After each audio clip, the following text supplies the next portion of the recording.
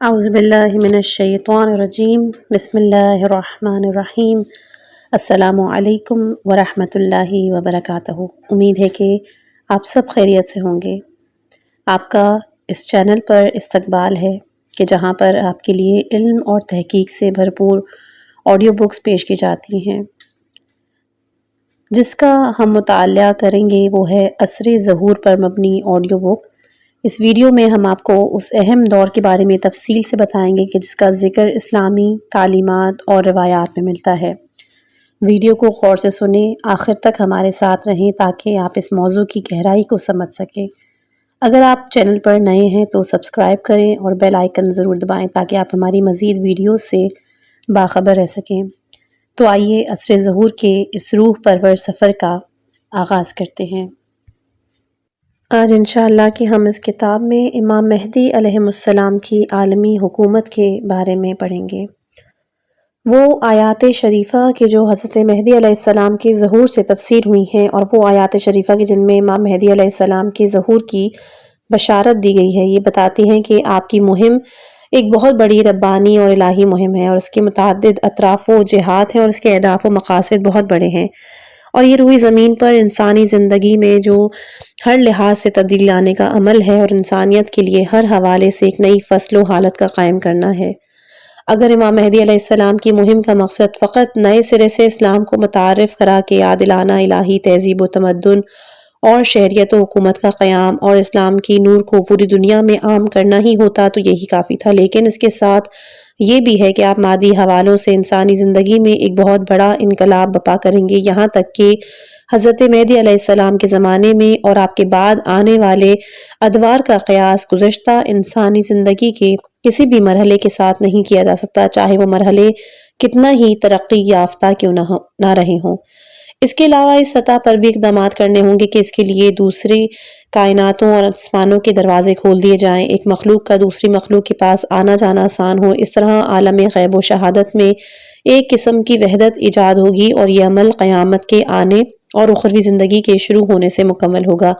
اس جگہ آپ کی مہمات کے بعض پہلوؤں کی طرف چند اشارات بیان کیے جاتے ہیں جتنی اس کتاب میں گنجائش ہے۔ زمین سے ظلم کا خاتمہ۔ سب سے پہلا کام ظالموں اور سرکشوں کا کلی طور پہ خاتمہ ہوگا۔ زمین جو کہ مظلوموں کی چیخ و پکار سننے کی عادی ہو چکی ہوگی، کوئی مظلوموں کی مدد کو پہنچنے والا نہیں، زمین ظالموں، بدبختوں، سرکشوں کا مسکن ہو چکی ہوگی۔ ظالم اپنی مرضی سے ظلم کرے گا، اس نے محروم و کمزور انسانوں کے لیے اس خطہ ارض کو جہنم بنا رکھا ہوگا۔ کوئی زمانہ ان ظالموں اور طاغوتیوں سے خالی نہیں رہا ہوگا، یہ ایک ایسے خبیث اور درخت کی شکل اختیار کر چکا ہوگا جس کی جڑیں مضبوط ہو چکی ہوں گی، اور جب اس کی ایک جڑ اکھاڑی جائے گی تو اس کی جگہ دوسری جڑ ظلم کا تناور درخت بن کے ظاہر ہوگی، بلکہ اس کو ختم کرنے سے 10 مزید پیدا ہوں گی۔ جیسے ہی ان کی ایک نسل کو ختم کیا جائے گا تو دوسری نسلوں میں افواج کی شکل میں نکل آئیں گے۔ لیکن اللہ کی حکمت کا تقاضا ہے کہ انسانوں کی زندگی کو حق و باطل، خیر و شر کے درمیان مسلسل ٹکراؤ کی بنیاد پر ہی قائم کرے۔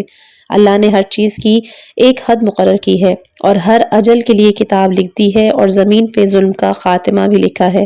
سورہ رحمان کی آیت نمبر 41 کی تفسیر میں ہے: مجرمین اپنی نشانیوں سے پہچانے جائیں گے، پس انہیں پیشانیوں اور قدموں سے پکڑ لیا جائے گا۔ امام صادق علیہ السلام فرماتے ہیں کہ اللہ انہیں پہچانتا ہے، لیکن یہ آیت حضرت قائم علیہ السلام کے بارے میں اتری ہے کہ حضرت قائم علیہ السلام انہیں ان کی نشانیوں اور چہروں سے پہچانتے ہیں، پس حضرت قائم اور آپ کے اصحاب تلوار کے ذریعے ان کا قلع قمع کریں گے۔ کتاب غیبت نعمانی، صفحہ 127۔ امیر المومنین علیہ السلام سے روایت ہے کہ پس اللہ تعالیٰ ضرور بالضرور اچانک ہم اہل بیت میں ایک کے ذریعے فرج اور خوشحالی لائے گا۔ میرا باپ آپ پر فدا ہو، وہ بہترین کا فرزند ہے، وہ ان مجرموں کو 8 مہینے ان کی گردنوں پہ تلوار رکھے گا اور ان کا قتل ہی کرے گا۔ کتاب شرح نہج البلاغہ، جلد نمبر 4، صفحہ 178۔ امام جواد علیہ السلام سے روایت ہے کہ پھر آپ اللہ کے دشمنوں کو مستقل قتل کریں گے یہاں تک کہ اللہ راضی ہوگا، اور جب آپ اپنے دل میں رحمت محسوس کریں گے تو معلوم ہو جائے گا کہ اللہ آپ سے راضی ہو گیا۔ کتاب البحار، جلد نمبر 51، صفحہ 157۔ یہ بات بہت ضروری ہے کہ اس وقت آپ کے پاس کچھ ایسی علامات اور نشانیاں بھی ہوں گی کہ جس سے آپ کے اصحاب اس عہد نامے کو رسول اللہ صلی اللہ علیہ وآلہ وسلم کی طرف سے سمجھیں اور ان کی یہ خواہش کہ آپ تجدید بیعت کریں تو یہ اس لیے کہ اس قسم کا اعتراض ایک طرح سے ان کی بیعت میں خلل وارد کر دے اور ان کی پہلی بیعت مشکوک ہو جائے۔ بعض لوگ یہ خیال کرتے ہیں کہ امام مہدی علیہ السلام کے جو قتل اور ظالموں کی نابودی کی سیاست اپنائیں گے، یہ قتل میں اسراف اور سنگدلی ہے، لیکن حقیقت میں مسلم معاشرے اور انسانی معاشرے کو طاغوتوں اور ظالموں کے وجود سے پاک کرنے کے لیے یہ عمل جراحی ضرور ہوگا۔ اس عمل کے بغیر ظلم کا خاتمہ، عدالت کا قیام ممکن نہیں اور نہ ہی نئی سازشوں کے اسباب کا خاتمہ ہو سکے گا جو ظالم افراد کریں گے اگر امام ان کے ساتھ نرمی اور مہربانی کی سیاست اختیار کریں۔ انسانی معاشرے میں ظالموں کی مثال درخت کی خوش ٹہنیوں کی مانند ہے، بلکہ یہ کینسر کا پھوڑا ہے۔ مریض کو نجات دلانے کے لیے ضروری ہے کہ اسے جڑ سے اکھاڑا جائے، خواہ اس کے علاج کے لیے کتنا ہی خرچہ ہو۔ اس سیاست میں شک کرنے والوں کو جو بات اطمینان دلا سکتی ہے وہ یہ ہے کہ سب کچھ رسول اللہ صلی اللہ علیہ وآلہ وسلم کے عہد نامہ کہ جو آپ نے حضرت مہدی علیہ السلام کے لیے لکھ دیا تھا اس کے مطابق ہی ہوگا۔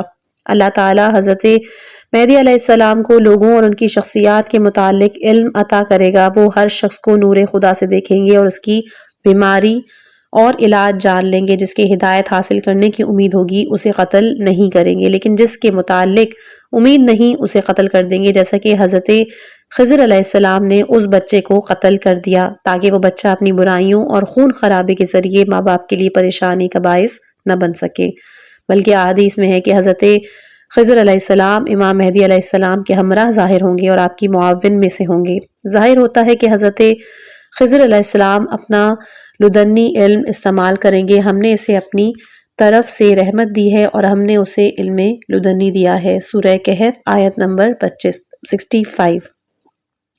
خیر کے بیچوں کو نشوونما دینے کے لیے اور مورخین سے شر کو دور کرنے، فساد کا خاتمہ کرنے کے لیے، جبکہ وہ بھی معمولی سا بیج ہوگا قبل اس کے کہ وہ شر تناور درخت اور شجر خبیثہ بن جائے۔ حضرت خضر علیہ السلام امام مہدی علیہ السلام کی دیگر اعوان و انصار کا کام علنی ہوگا اور یہ کہ انہیں لوگوں پر حق ولایت و سرپرستی ہوگا اور ظاہری اوضاع و قوانین کو توڑنے کا حق بھی ہوگا۔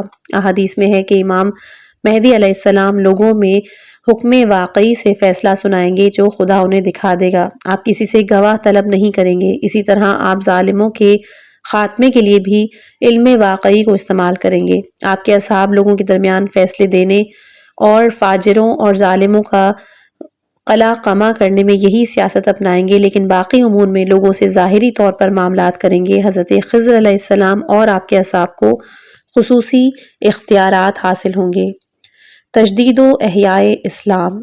اللہ تعالیٰ کا ایک قول ہے سورہ توبہ آیت نمبر 33 میں، وہ ہے جس نے اپنے رسول کو ہدایت اور دین حق، نظام حق دے کے بھیجا تاکہ اس نظام کو تمام نظاموں پر غلبہ دے، اگرچہ مشرکین کو یہ بات ناپسند ہی کیوں نہ ہو۔ امیر المومنین علیہ السلام نے اس فرمان کی تفسیر میں فرمایا ہے کہ کیا اللہ تعالیٰ نے اس دین کو غلبہ عطا کر دیا ہے؟ تو آپ نے فرمایا ہرگز نہیں، قسم ہے اس ذات کی کہ جس کے قبضہ قدرت میں میری جان ہے، یہ اس وقت غلبہ ہوگا جب دنیا میں کوئی ایک بستی بھی نہیں رہے گی مگر یہ کہ وہاں پہ صبح و شام کلمہ لا الہ الا اللہ محمد رسول اللہ کی صدا گونجے۔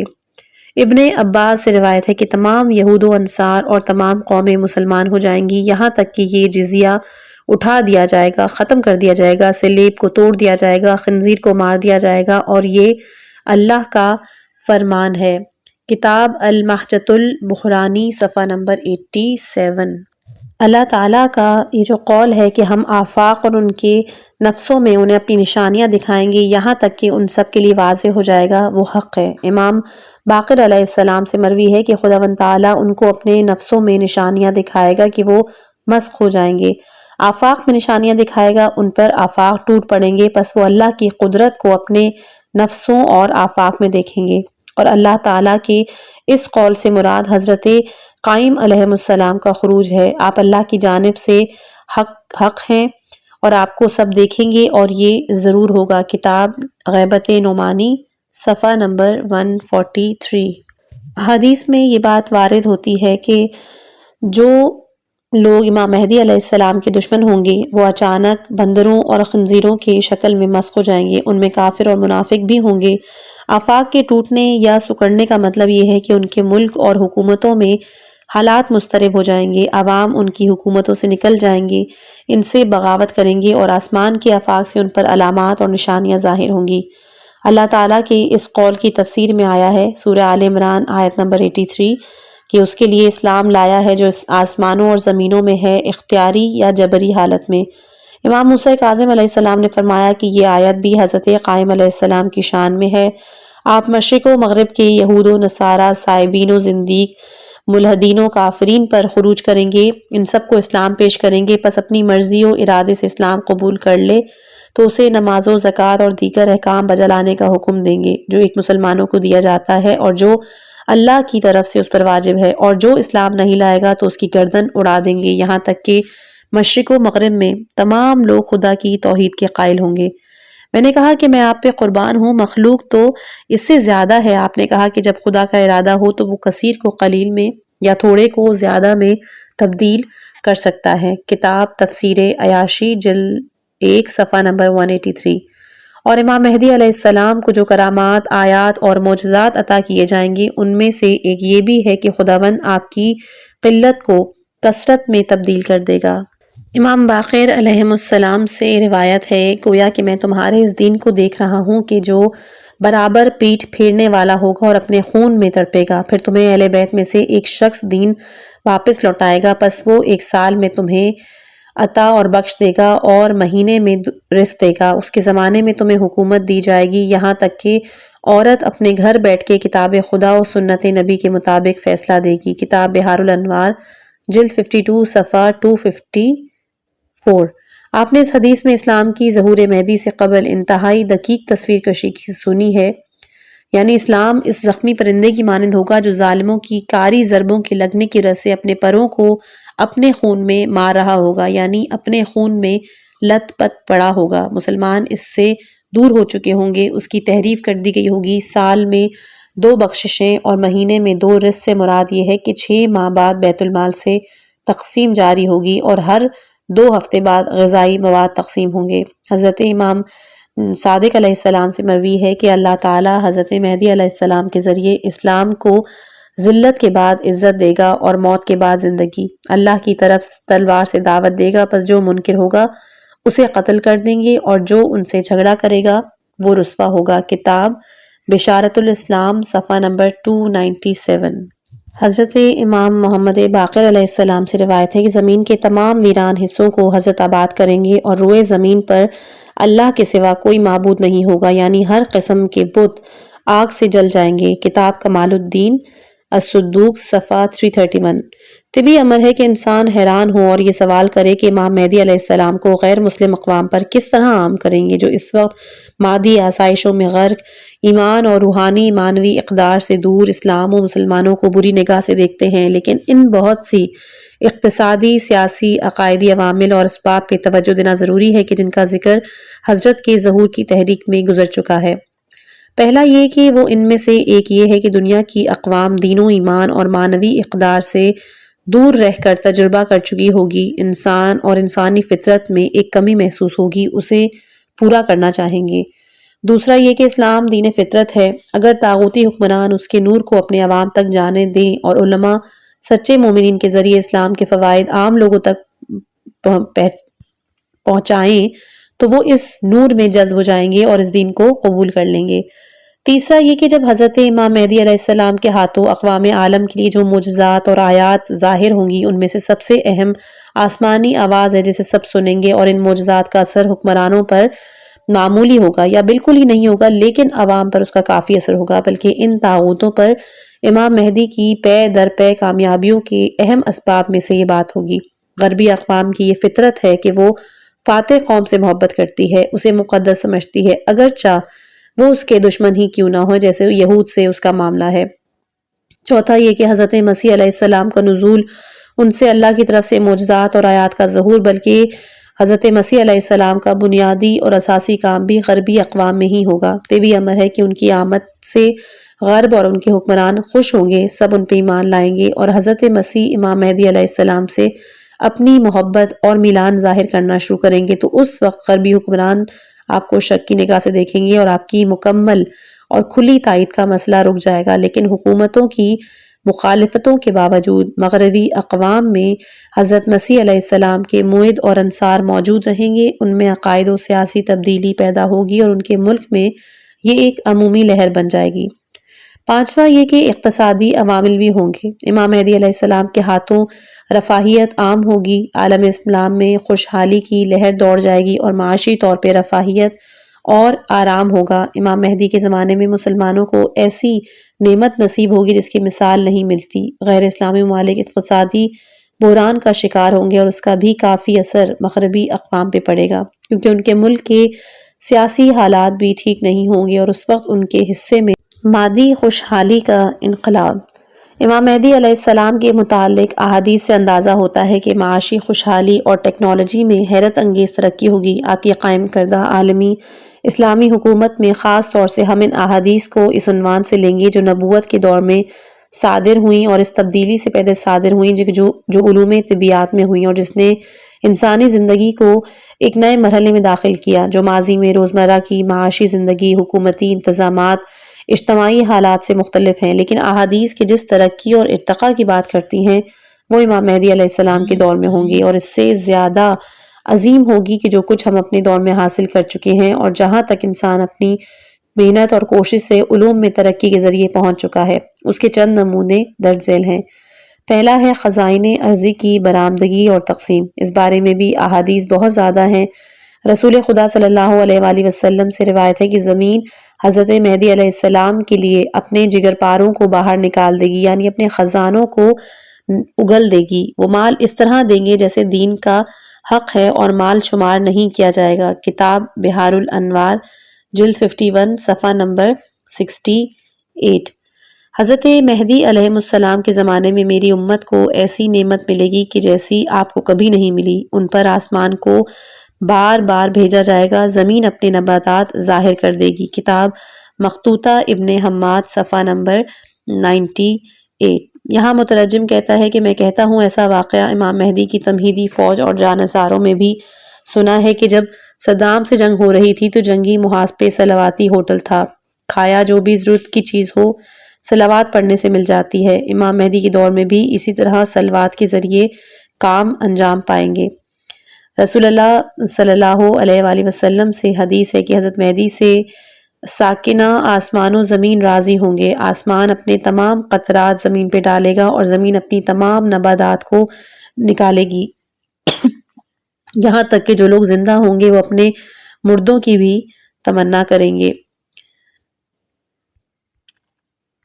احادیث سے جب ہم اخذ کرتے ہیں تو احادیث یہ بتاتی ہیں کہ امام مہدی علیہ السلام کے زمانے میں معاشرہ بے نیاز ہوگا، اس کو کسی قسم کی احتیاج نہیں ہوگی اور معاشرہ محبت و الفت سے بھر جائے گا۔ اس میں کوئی جھگڑا، کوئی اختلاف نہیں، عدالتوں کی ضرورت نہیں، ایسا معاشرہ کہ کوئی کسی پہ تنقید نہیں کرے گا، ایک دوسرے کی خدمت قربتاً اللہ کریں گے اور جس کے وہ محتاج ہوں گے وہ رسول خدا پر صلوات بھیج کر اس چیز کو دوسرے شخص سے لے لیں گے۔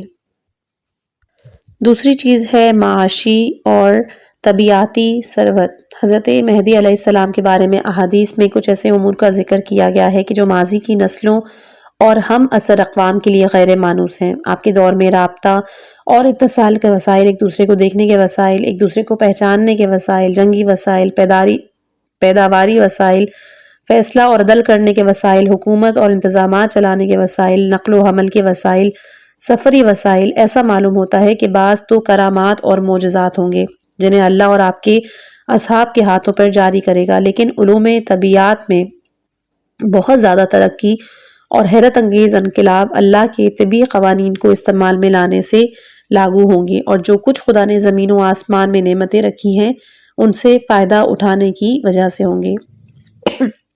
احادیث بتاتی ہیں کہ علوم طبیعیات میں انقلاب انسانی زندگی میں ایک جست لگانے کے مترادف ہوگا۔ اس سے امام جعفر صادق سے مروی ایک حدیث ہے کہ علم 27 حروف ہے اور جسے انبیاء لائے وہ 2 حروف تھے، بس آج تک لوگوں نے انہی 2 حروفوں کو جانا ہے۔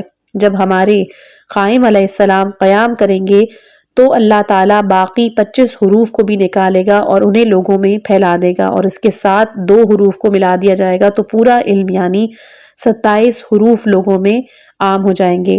کتاب بحار الانوار جلد نمبر 52 صفحہ 336۔ اگرچہ یہ بات انبیاء اور رسل کے علم کی طرف اشارہ ہے، لیکن اس کے ساتھ اللہ کے بارے میں، اللہ کی رسالت و پیغام کے بارے میں، آخرت کے بارے میں علم اور علوم طبیعت شامل ہیں۔ علوم طبیعت کے جو انبیاء نے لوگوں کو بتائے اور ان کے اصولوں کو صرف رہنمائی کی، جیسے حضرت ادریس نے سونا پرونا سکھایا، حضرت نوح نے کشتیاں بنانا، نجاری کا کام، حضرت داؤد اور سلیمان نے زرع اور اسلحہ بنایا، اسی طرح باقی انبیاء نے بعید نہیں کہ حدیث میں علم سے مراد عام علم دین، نظام کے بارے میں علم، طبیعت کے متعلق علم سے مراد ہو۔ جو کچھ لوگوں کے پاس علوم ہیں، ان علوم سے جو حضرت مہدی علیہ السلام کو سکھائیں گے اس کی نسبت 2 اور 5 کی ہے۔ ملک مہدی سلطنت سلیمانیہ اور ذوالقرنینیہ سے وسیع ہوگا۔ امام مہدی علیہ السلام کے بارے میں احادیث سے پتہ چلتا ہے کہ آپ کی 2 عالمی حکومت سے قائم کریں گے، اس حکومت سے بڑی ہوگی کہ جو سلیمان علیہ السلام اور ذوالقرنین علیہ السلام نے قائم کی تھی، یعنی ان سے بھی بڑی حکومت ہوگی۔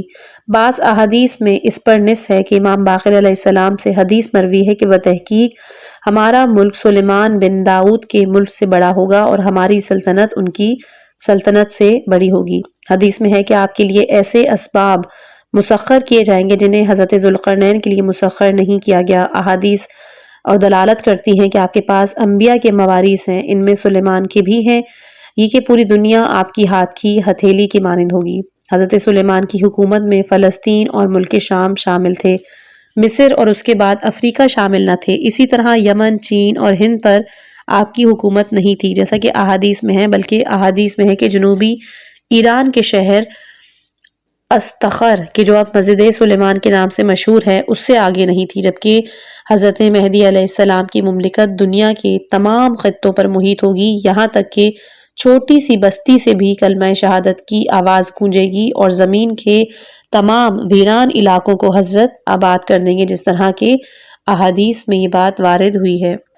عوام بالا کے راستوں کا کھل جانا، اس بارے میں احادیث متعدد اشارات ملتے ہیں۔ سب سے واضح اشارہ امام محمد باقر علیہ السلام کی سابقہ روایت میں ہے، جس میں آپ صعاب پر سوار ہوں گے اور اسباب پر جائیں گے۔ 7 آسمانوں 7 زمینوں کے اسباب ہیں، 5 آباد ہیں، 2 ویران ہیں۔ امام صادق علیہ السلام سے مروی ہے کہ بتحقیق اللہ تعالیٰ نے ذوالقرنین علیہ السلام کو 2 صحاب میں اختیار دیا، ایک ذلول تھا، دوسرا صعاب تھا، پس اس نے ذلول منتخب کیا، اور وہ ہے کہ جس میں رعد و برق نہیں، اور اگر وہ صعاب کا چناؤ کرتا تو یہ اس لیے نہیں تھا کیونکہ اللہ نے اسے حضرت قائم کے لیے ذخیرہ کر کے رکھا ہو۔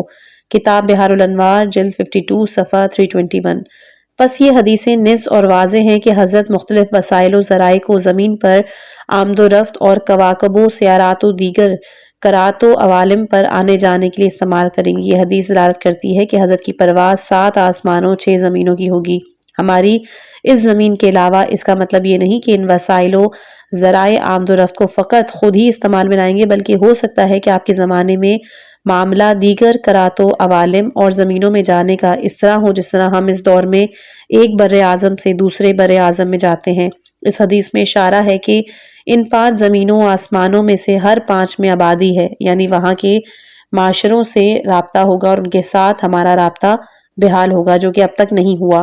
بہت سی احادیث میں ہے کہ کواکب، سماوی ستاروں، سیاروں اور کرات میں بہت سے ایسے ہیں کہ جن میں اللہ کی مخلوق آباد ہیں اور زندگی گزر رہی ہے، جو اس انسان کی قسم فرشتوں اور جنوں سے نہیں۔ علامہ مجلسی نے اس روایات کی کثیر تعداد کو اپنی کتاب بحار الانوار میں بھی درج کیا ہے۔ قرآن مجید کی متعدد آیات میں بھی اس کی طرف اشارہ ہے، جیسے کہ سورہ رحمان آیت نمبر 33 میں ہے کہ اے جنوں انسانوں، اگر تم کر سکتے ہو تو تم آسمانوں اور زمین کے اطراف خطوں میں کرات میں داخل ہو جاؤ، ان پہ نفوذ کر جاؤ، تو تم ایسا کرو، کوئی منع نہیں ہے، لیکن تم ایسا بغیر غلبے اور تسلط کے نہیں کر سکتے، یعنی اس کے لیے طاقت، قدرت، ہمت، غلبہ درکار ہے، فقط کہنے یا ارادہ کرنے سے کوئی فائدہ نہیں۔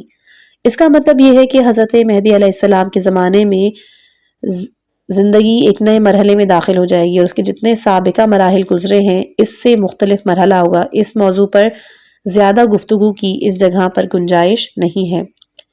عالم آخرت اور جنت کا کھل جانا۔ ہم جس عالم میں اپنے زمان و مکان و اشیاء کے ساتھ رہ رہے ہیں اور اس کی تمام حرکات میں سے سب سے گہری و عمیق حرکت عالم شہادت و حاضر کی عالم غیب کی طرف حرکت کرنا ہے، یا عالم غیب سے عالم شہادت و حاضر کی طرف، جس سے قرآن اور اسلام نے پردہ اٹھایا ہے، اس پر توجہ دینے اور اس کے ساتھ خود کو ہم آہنگ کرنے پر زور دیتا ہے، اور اللہ کی طرف رجوع، پلٹ جانا، اللہ سے ملاقات کرنا، آخرت کی طرف جانے کا نام دیتا ہے۔ عالمی سطح پر قیامت ساعت کا آنا کہا جاتا ہے، جب ہماری اس دنیا اور وسیع و عریض پوشیدہ عوالم غیب کے درمیان وحدت ہو جائے گی۔ اس حرکت کی انتہا انسان کی نسبت موت ہے۔ اسلام میں موت کا مطلب ہے کہ انسان کا محدود زندگی سے وسیع تر زندگی میں قدم رکھنا، جس میں فنا نہیں۔ جیسے ہم میں سے بعض یہ خیال کرتے ہیں کہ یہ سب کچھ ختم ہو جائے گا کائنات کے حوالے سے، اس انتہا کا نام قیامت ہے، اور عالم شہادت و حاضر کا عالم غیب کے ساتھ متحد ہو جانا۔ قرآن و سنت میں قیامت اور ساعت کے آنے کے مقدمات میں اور سلسلہ وار شرائط میں جو زمین و آسمان انسانی معاشرے میں حاصل ہوئے ہیں، بعض روایات و آیات کی جن میں یہ شرائط بیان ہوئی ہیں، ان سے یہ سمجھا جاتا ہے کہ امام مہدی علیہ السلام کی حکومت قیامت کے آنے کی شرائط میں سے ایک ہے۔ لیکن علماء کا اجماع اس پر ہے کہ قیامت کی شرائط کا آغاز آپ کی حکومت کے بعد ہوگا۔ پس ان کا آغاز کیسے ہوگا؟ میرے نزدیک زیادہ واضح اور روشن بات یہ ہے کہ عوالم سماوی کا راستہ امام کے زمانے میں کھل جائے گا۔ یہ عالم آخرت اور عالم جنت کے راستے کے کھلنے کا مقدمہ ہوگا۔ وہ روایات کے جو رجت یعنی واپسی کے نظریے کو بیان کرتی ہیں اور کہتی ہیں کہ کچھ انبیاء علیہ السلام، ائمہ علیہ السلام زمین پر اتریں گے اور حضرت مہدی علیہ السلام کے بعد حکومت کریں گے، تو ان روایات سے یہ مرحلہ مقصود ہے۔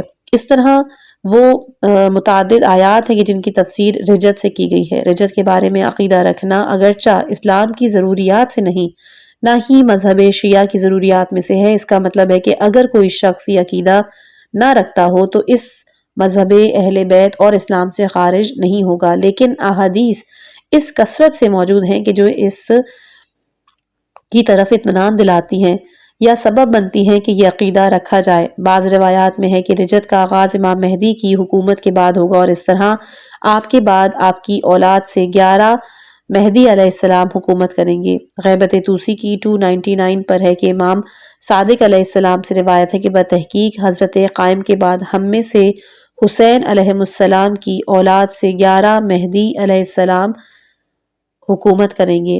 رجت کے بارے میں جو احادیث ہیں ان کے چند نمونے یہاں بیان کرنے پر اکتفا کرتے ہیں کہ امام زین العابدین علیہ السلام اللہ کے اس قول کے بارے میں کہ جس نے تم پر قرآن فرض کیا ہے وہ ضرور مات کی طرف لوٹانے والا ہے، آپ فرماتے ہیں کہ آپ کا نبی جو آپ کی طرف پلٹ کر آنے والا ہے۔ بحار الانوار جلد نمبر 53۔ ابو بصیر سے روایت ہے کہ اس نے کہا کہ مجھ سے ابو جعفر علیہ السلام امام باقر نے عرض کی کہ عراق والے رجت کا انتظار کرتے ہیں۔ میں نے کہا جی ہاں، تو آپ نے فرمایا کہ کیا وہ قرآن کی آیت کو نہیں پڑھتے کہ اور وہ دن جس دن ہم ہر امت کے لیے ایک گروہ کو محشور کریں گے۔ کتاب بحار الانوار جلد نمبر 53۔ زرارہ سے روایت ہے کہ اس نے کہا کہ میں نے امام صادق علیہ السلام سے سوال کیا کہ بڑے امور کے متعلق جیسے رجت اور اس جیسے دیگر امور، تو آپ نے کہا کہ بتحقیق تم جو سوال کر رہے ہو اس کا وقت نہیں آیا ہے، بلکہ انہوں نے جھٹلا دیا ہے اس جس کو ان کے علم نے احاطہ نہیں کیا اور ابھی تک ان کے پاس اس کی تعویل نہیں ہے۔ امام صادق علیہ السلام سے ہی روایت ہے کہ رجت اور واپسی عمومی نہیں ہوگی بلکہ خصوصی ہوگی۔ فقط وہ آئیں گے کہ جن کا ایمان خالص تھا اور جو خالص شرک میں تھے۔ کتاب بحار الانوار۔ امام مہدی علیہ السلام اور شیعہ عقیدہ۔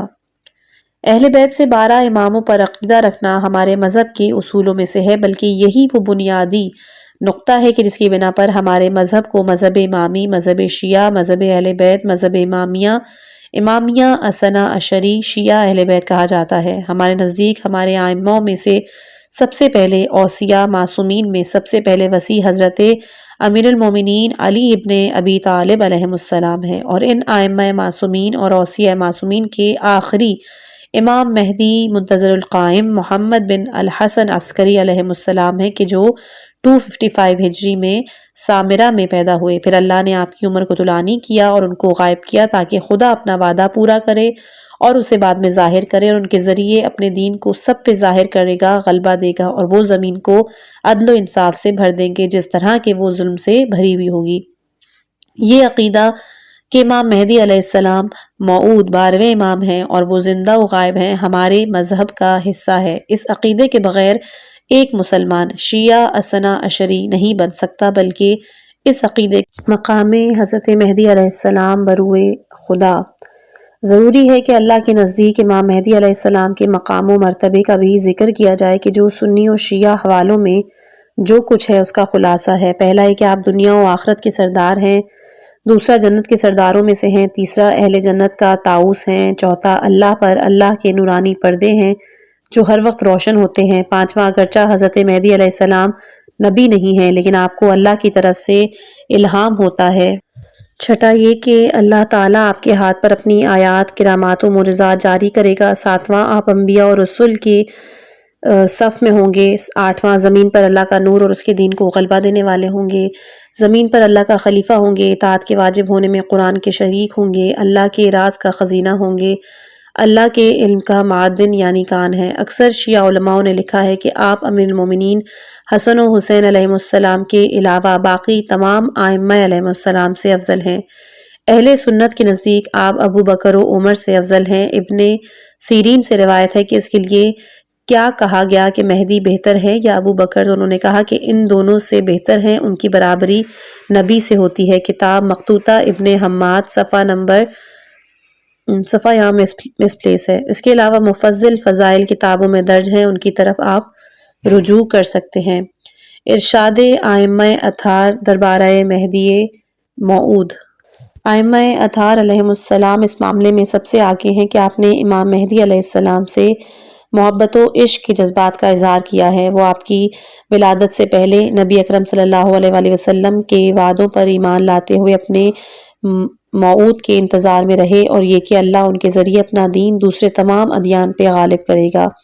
امیر المومنین علیہ السلام فرماتے ہیں کہ تمہیں معلوم ہونا چاہیے کہ آل محمد آسمان کے ستاروں کی مانند ہے، جب ایک ڈوبتا ہے تو دوسرا ابھرتا ہے، گویا تم پر اللہ کی مکمل نعمتیں تمام ہو گئی ہیں اور جس کے تم آس لگائے بیٹھے ہو وہ اللہ نے تمہیں دکھا دیا ہے۔ خطبہ نمبر 98 نہج البلاغہ، اردو ترجمہ مفتی جعفر حسین۔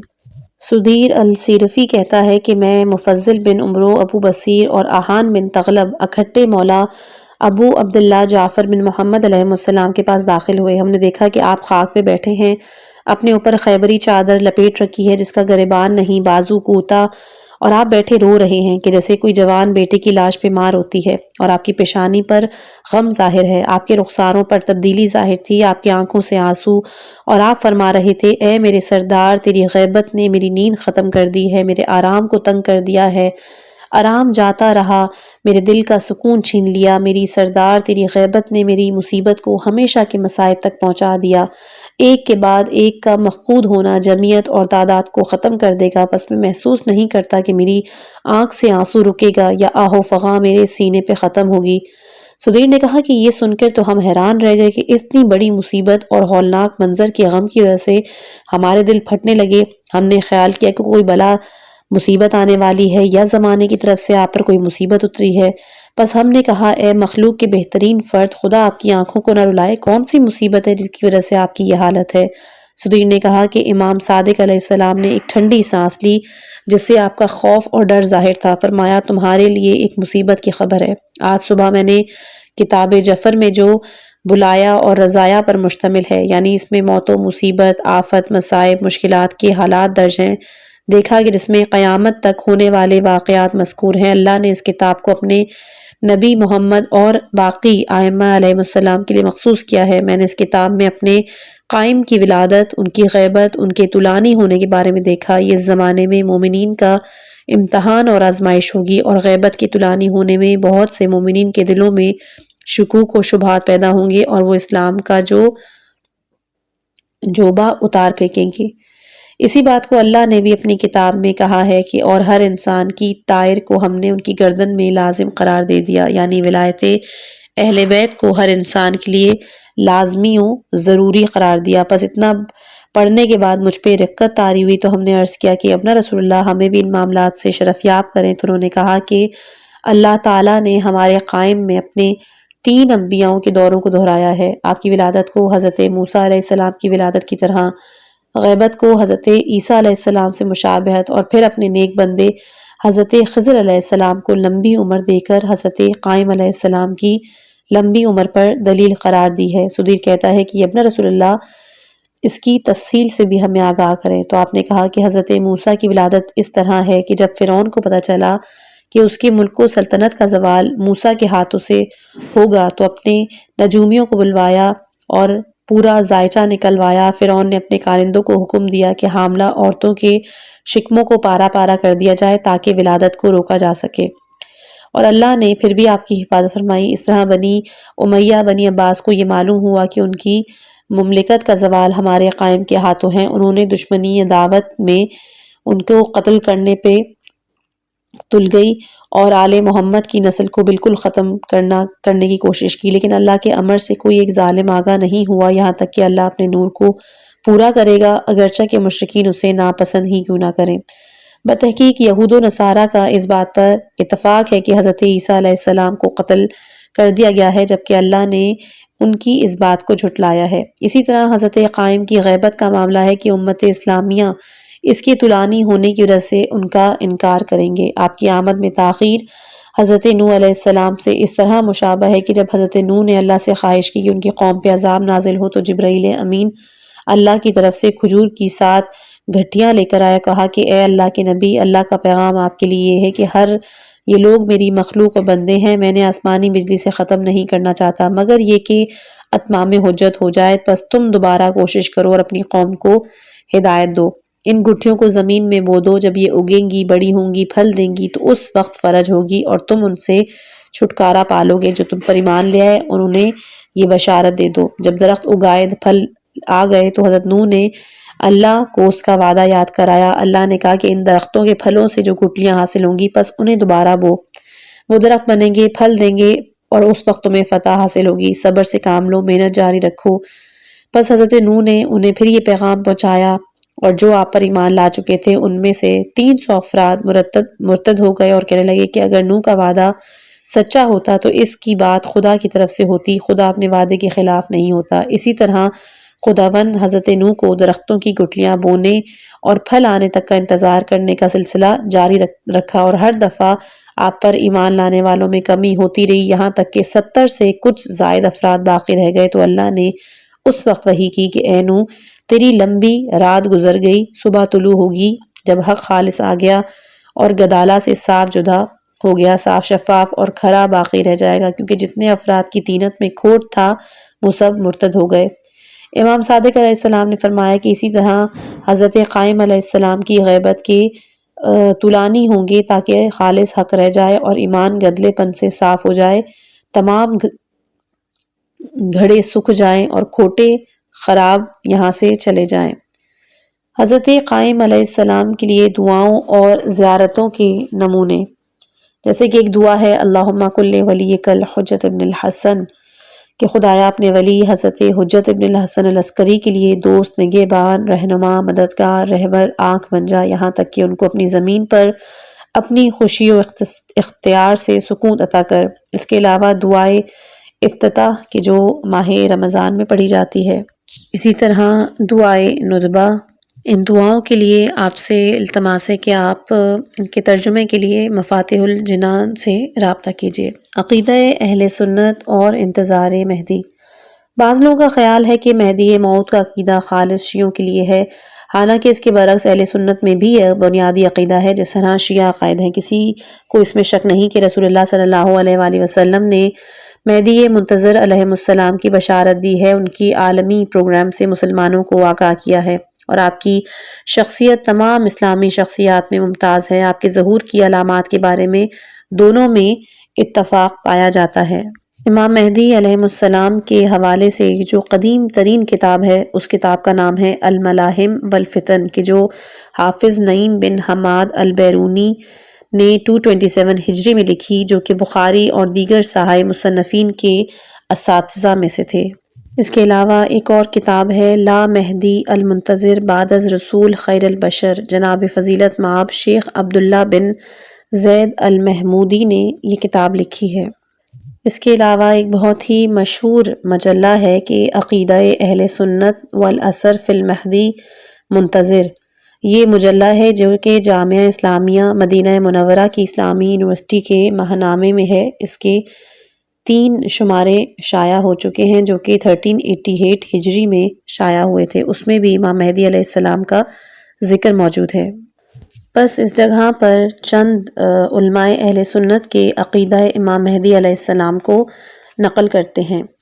ابن القیم الجوزیہ، اس نے اپنی کتاب المنار المنیف فی الصحیح والضعیف میں مہدی منتظر علیہ السلام کے بارے میں احادیث نقل کرنے کے بعد فرمایا کہ یہ احادیث 4 طرح سے ہے، صحیح، دوسرا حسان ہے، تیسرا غرائب ہیں اور چوتھی من گڑت ہیں۔ مہدی علیہ السلام کے بارے میں لوگوں کے 4 طرح کے نظریات انہوں نے بتائے ہیں۔ ایک تو یہ کہ مسیح بن مریم کہ جو مہدی حقیقتاً وہی ہے، ایک رائے یہ ہے، لیکن ابن القیم جوزیہ نے کہا کہ یہ حدیث حجت نہیں ہے۔ دوسرا یہ کہ مہدی بن عباس کے جو گزر چکے ہیں، ان کا زمانہ بھی ختم ہو چکا ہے، ان کے لیے بھی یہ چیز صادق نہیں آتی ہے۔ اور جو آخری قول ہے کہ مہدی علیہ السلام اہل بیت نبی میں سے ہیں، حسن بن علی کی اولاد سے جو آخری حسین بن علی کی اولاد سے کہ جو آخری زمانے میں ظاہر ہوگا، زمین ظلم و جور سے تب بھر چکی ہوگی اور وہ زمین کو عدل و انصاف سے بھر دے گا۔ زیادہ تر احادیث اس بات پر دلالت کرتی ہیں کہ یہی حضرت مہدی علیہ السلام ہیں۔ دوسرے لیکھک ہیں ابن الحجر ہیثمی، انہوں نے اپنی کتاب الصواعق الحرفہ میں اللہ تعالیٰ کا ایک قول ہے وَإِنَّهُ لَعِلْمُ السَّاعَةِ، اس کے ضمن میں کہا ہے کہ مقاتل بن سلیمان نے مفسرین میں سے جس نے اس کی اتباع کی، اس کی تفسیر میں کہا کہ یہ آیت حضرت مہدی علیہ السلام کے بارے میں اتری ہے اور عنقریب واضح احادیث آئیں گی کہ مہدی علیہ السلام اہل بیت نبوی میں سے ہیں۔ ابن الفدا ابن کثیر نے اپنی کتاب النہایہ میں کہا ہے کہ مہدی علیہ السلام جو کہ آخری زمانے میں ہوں گے، ذکر میں ہے کہ فصل ہے اور خلفائے راشدین اور مہدیین میں سے وہ ایک ہوں گے۔ اور اس ایک حدیث پر بھی انہوں نے تبصرہ کیا ہے کہ خراسان سے سیاہ پرچم نکلیں گے، انہیں کوئی شکست نہیں دے گا مگر یہ کہ وہ ایلیا میں نسب ہوں گے۔ یہ پرچم وہ نہیں کہ جنہیں ابو مسلم خراسانی سے لے کر نکلے تھے، بس وہ بنی امیہ کی حکومت میں ٹوٹ پڑیں گے، بلکہ یہ دوسرے سیاہ پرچم ہیں کہ جو حضرت مہدی علیہ السلام کی ہمراہی میں آئیں گے۔ جلال الدین سیوطی، اس نے اپنی کتاب الحاوی للتفاوی میں کہا ہے کہ ابن جریر نے اپنی تفسیر میں، جو کہ راوی کا نام ہے، اس سے روایت ہے کہ اللہ تعالیٰ کا ایک قول ہے اور کون اس سے زیادہ ظالم ہو سکتا ہے جس نے مساجد خدا سے خدا کے ناموں کے ذکر کو منع کر دیا ہے اور اس کے خراب کرنے میں کوشش کی ہے۔ اسی کے علاوہ انہوں نے بخت نصر کی بیت المقدس کو خراب کرنے میں پشت پناہی کی تھی، اس کی بھی قول لکھا ہے، اور انہوں نے کہا کہ اس زمین پر کوئی روم نہیں، وہ خانہ خدا میں خوفزدہ داخل ہو کر کہیں گی کہ اس کی گردن نہیں اڑا دی۔ بس یہ جتنے بھی حالات ان روایات میں بتائے گئے ہیں وہ امام مہدی علیہ السلام کے دور کے حالات ہیں۔ اس طرح بہت سے اس میں ان کے اہل سنت کے رائٹرز کے حوالے سے لکھا ہوا ہے کہ جس کے لیے میں آپ لوگوں سے گزارش کروں گی کہ آپ لوگ کتاب کی طرف ضرور رجوع کیجیے گا۔ ضمیمہ، امام زمانہ علیہ السلام کی غیبت کے دور میں ہماری ذمہ داریاں۔ کتاب عصر ظہور کا مطالعہ کرنے کے بعد ہر شخص کے ذہن میں یہ سوال ابھرتا ہے، ایک یقینی امر ہے کہ ہماری ذمہ داریاں کیا ہے۔ اگرچہ اس سوال کا جواب کتاب میں مذکورہ بحثوں میں اجمالی طور پہ آ چکا ہے، لیکن اس مسئلے کو تفصیل کے ساتھ بیان کرنا انتہائی مفید ہے۔ اس حوالے سے ہم نے آیت اللہ حاجی مرزا محمد تقی مولوی اصفہانی کے کتابچے سے استفادہ کیا ہے اور قارئین کے لیے سہولت بھی فراہم کی کہ وہ عصر ظہور کتاب کا مطالعہ کرنے کے بعد اس سوال کا جواب بھی حاصل کر لیں کہ ہماری ذمہ داریاں کیا ہیں۔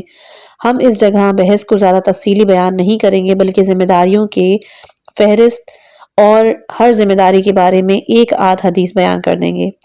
پہلا ہے حضرت امام مہدی علیہ السلام کی مظلومیت اور دوری ہونے پہ غمگین اور افسردہ رہنا۔ دوسرا حضرت مہدی علیہ السلام کے ظہور اور آپ کے فرج و فتح کے انتظار کرنا، بلکہ یہ افضل اعمال میں سے ہے۔ امام محمد تقی علیہ السلام فرماتے ہیں کہ ہمارا قائم مہدی ہے، اس کے غالب ہونے کے دوران ان کا انتظار کرنا واجب ہے، اور وہ میرے اولاد کے تیسرے ہیں۔ کتاب بحار الانوار جلد نمبر 52۔ تیسرا یہ کہ حضرت مہدی علیہ السلام کے ریت سے دور رہنے اور آپ کے مظلومیت کو یاد کر کے گریہ کرنا۔ چوتھا، امام مہدی علیہ السلام کے معاملے میں تسلیم ہوں، اس کے بارے میں جلدی نہ کریں، یعنی یہ نہ کہنا کہ ان کا ظہور کیوں نہیں ہو رہا، اب تو ظہور ہو جانا چاہیے تھا، یہ تو زیادتی ہے، یہ تو ظلم ہے، بلکہ خدا کی حکمت اور مصلحت کے تحت وہ غائب ہیں، اس پہ رضا۔ پانچواں یہ کہ مال کے ذریعے حضرت امام مہدی علیہ السلام کے ساتھ اپنا تعلق ظاہر کرنا، جیسے صدقہ وغیرہ نکالنا۔ چھٹا، حضرت کی سلامتی کی نیت سے صدقہ دینا۔ ساتواں، اللہ تعالیٰ سے دعا مانگنا کہ ان کی معرفت نصیب کرے، اس کے لیے درج ذیل دعائے کافی اکمال الدین وغیرہ میں نقل ہوئی ہیں۔ حضرت امام مہدی علیہ السلام کی صفات کو جاننا، ہر حالت میں ان کی نصرت اور مدد کرنے پہ آمادہ رہنا، ان کے فراق میں گریہ کرنا۔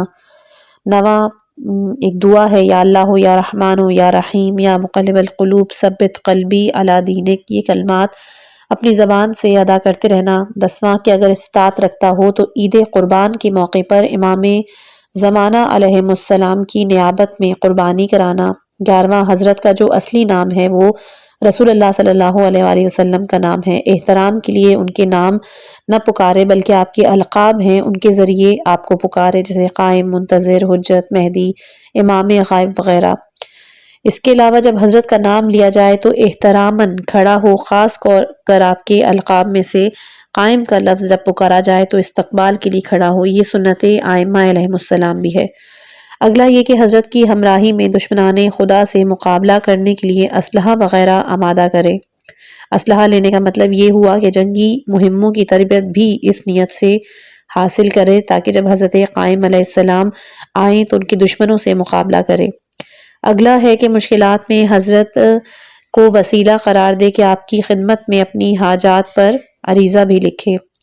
اس کے علاوہ خدا سے سوال کرتے وقت خداوند کو امام زمانہ علیہ السلام کے حق کی قسم دی جاتی ہے اور حضرت کو اپنا شفیع اور سفارشی بنائے۔ 16واں یہ کہ دین پر مستحکم رہے، مضبوطی سے دین کو تھامے، کافروں کے پروپیگنڈوں کا اثر نہ لے، باطل کی رنگینیوں پہ سے پر نہ ہو جائے، کیونکہ جب تک سفیانی کا خروج نہیں ہوگا اور آسمانی آواز نہیں آئے گی اس وقت تک حضرت علیہ السلام کا ظہور نہیں ہوگا۔ صبر اور تحمل سے کام لے اور اپنے آپ کو ان کی نصرت کے لیے آمادہ کرے۔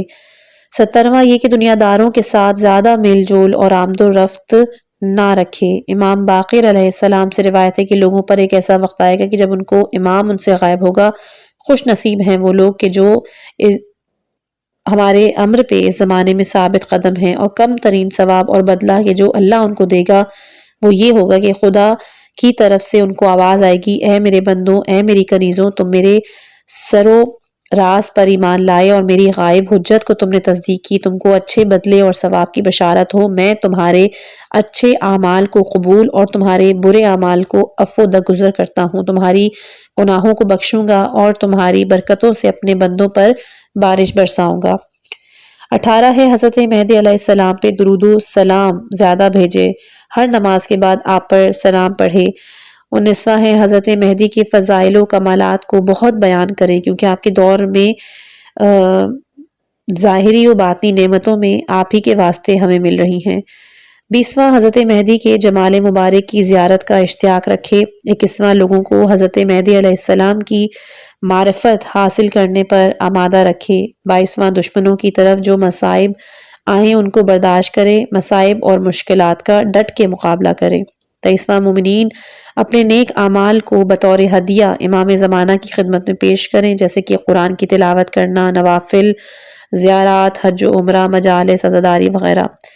24واں حضرت امام مہدی کی زیارت پڑھنا، یہ امام زمانہ سے مخصوص نہیں، سب ائمہ اطہار بالخصوص امام حسین علیہ السلام کی زیارت کرنا بہت ثواب ہے۔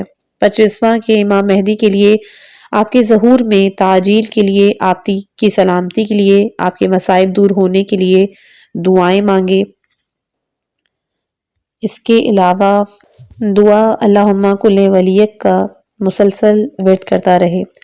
صبح کے وقت تجدید عہد کرے، دعائے عہد کی صورت میں حضرت کے ظہور کی خاطر دعا مانگنے کے بہت زیادہ فائدے ہیں، اور ان میں سے چند ایک یہ ہے کہ آپ کی عمر طولانی ہوتی ہے۔ دعا مانگنا ایک قسم کا امام کا جو ہم پر حق بنتا ہے، ہم اسے ادا کرنے کی کوشش کرتے ہیں۔ حضرت مہدی علیہ السلام کے لیے دعا کرنے والے کو رسول اللہ صلی اللہ علیہ وآلہ وسلم کی شفاعت نصیب ہوتی ہے۔ دعا کرنے والے کی خدا مدد کرتا ہے۔ دعا کرنے سے امام زمانہ خوش ہوتے ہیں، اور امام کے دل کو خوش کرنا تو بہت ثواب ہے۔ جو شخص امام کے لیے دعا مانگتا ہے، امام اس کے لیے دعا مانگتے ہیں، اس دعا کا ثواب اتنا ملے گا جس طرح کسی نے تمام مومنین و مومنات کے لیے دعا کی ہو۔ دعا کرنا امام مہدی سے محبت کا اظہار ہے، یہ اجر رسالت ہے۔ غیبت کے زمانے میں امام کے لیے دعا کرنے سے مصائب دور ہوتے ہیں۔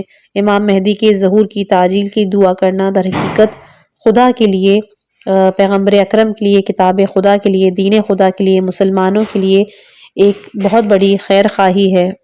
حضرت مہدی کے ظہور کے لیے جو دعا کرتا ہے اس کو مظلوم کی مدد کرنے کا ثواب ملتا ہے۔ پیغمبر اور مولا علی علیہ السلام کی ہمراہی میں جہاد کا ثواب ملتا ہے، اور بہت سے ظاہری اور معنوی فائدے ہیں کہ جو اس دعا سے آپ کو حاصل ہوتے ہیں۔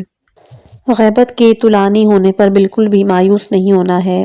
آپ کی جو جگہیں ہیں، کمپنیاں ہیں، ادارے ہیں، مساجد ہیں، ان کو مولا کے نام کے القاب پہ رکھیں۔ اس ضمن میں یہ بھی کہا گیا ہے کہ انسان ورزش کے ذریعے اپنے بدن کو متوازن رکھے، اپنی صحت کا خیال رکھے، جنگی فنون سے آگاہی حاصل کرے، دشمنوں کا مقابلہ کرنے کے لیے جو امور ہیں ان کو سیکھے۔ اس گفتگو کا خلاصہ یہ ہے کہ ہم پاکستان میں رہنے والے ہیں۔ پاکستان اسلامی سرزمین ہے، اس کی حفاظت کرنا تمام مسلمانوں کی ذمہ داری ہے۔ دشمن کے حملوں سے بچاؤ کے لیے ہمارے نوجوانوں کو شہری دفاع کی تربیت حاصل کرنا چاہیے۔ اسی طرح کیونکہ ہم سب لوگ پوری دنیا میں اسلامی حکومت کے قیام کے خواہاں ہیں اور امام مہدی کے منتظر ہیں، اس حوالے سے ایک عالمی اسلامی حکومت قائم کرنے کے جو تقاضے ہیں ان کو پورا کرنے کے لیے بھی ہم اپنے آپ کو ہر پہلو، ہر حوالے سے آمادہ و تیار کریں، یہ ہماری اسلامی ذمہ داری بنتی ہے۔